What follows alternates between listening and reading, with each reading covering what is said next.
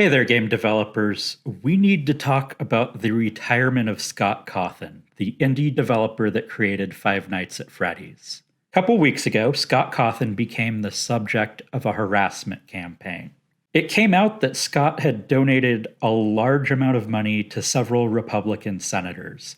He was doxxed, and people were threatening him and his family. On June 17th, he announced his retirement from game development. I didn't want to have to make this video. I wouldn't be talking about this if he hadn't been harassed into retirement. First, we need to discuss why people were justifiably upset by these donations.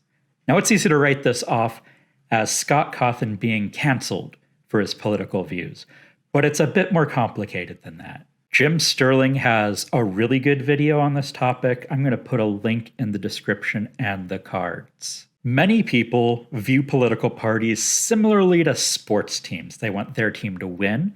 They want the other team to lose. This makes it easier to decide who to vote for, but it's not a very effective way to make these decisions. This is why a dead pimp won an election in Nevada in 2018.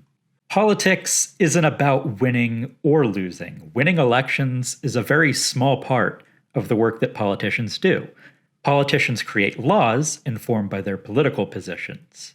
The laws based on these opinions can and do cause harm to some people. People are justifiably upset because the politicians that Scott Cawthon donated to are likely to harm them.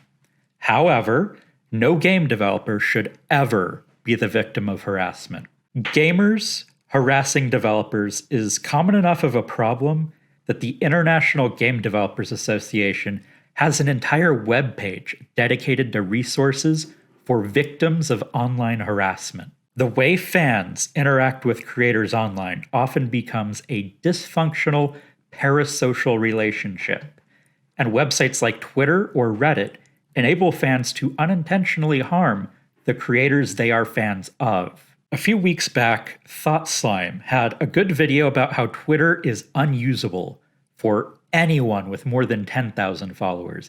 I recommend watching it. I'm also going to put a link to it in the cards and in the description. Scott Cawthon has over 200,000 followers on Twitter, and he doesn't even tweet. He only created the account so people couldn't pretend to be him on Twitter. If only 1% of the hundreds of thousands of fans reach out to him in private messages or in emails, and they try to explain why they're upset by his donations, that's still thousands of well-meaning strangers sending unsolicited criticism, and that's in addition to the people that don't have good intentions. You can and should be critical of how the actions of a person or a corporation are going to affect you. A lot of Scott Cawthon's fans have good reasons to be upset.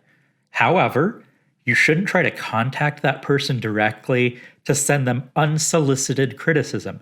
You won't change their mind. If you ever find that you're spending your time getting angry at people instead of making or playing the games you enjoy, please step away from the things that are getting you angry and seek help. Log out of Twitter, log out of Reddit, turn off your cable news channel for a while. Keeping you angry to drive engagement is part of their business model. Back in 2015, I had a friend get involved in the harassment campaign known as Gamergate. I'm not going to mention his name because I want people to leave him alone. He was a talented junior technical designer, and he was looking for his first job at a AAA game studio. This is a competitive industry, and finding your first job at a AAA studio requires a very strong portfolio and a little bit of luck. Unfortunately, Gamergate provided him with an alternative explanation for why he was struggling to get interviews.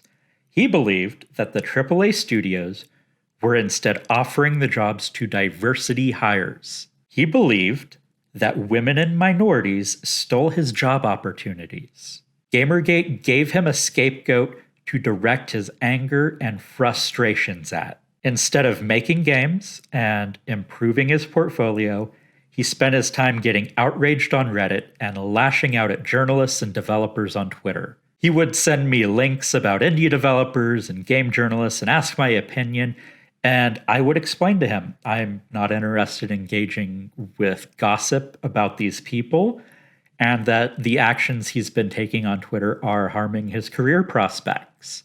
He eventually lashed out at me, and that was the last time I spoke to him. If he is watching this, I want him to know that I regret not being able to get him to step away from the things that were making him miserable. And I honestly hope he found the help that he needed. I want to end this video with a bit of advice for everyone. Please reflect on how you're spending your time. Are you spending your time on things you enjoy, or are you doom scrolling and getting outraged? Instead of writing that tweet or that comment, close the tab. Go do something constructive instead. Open a game engine and do a tutorial. Play that game you haven't finished yet. Spend some quality time with your family. Watch a terrible B movie with some of your friends. Do something that's going to change your life for the better.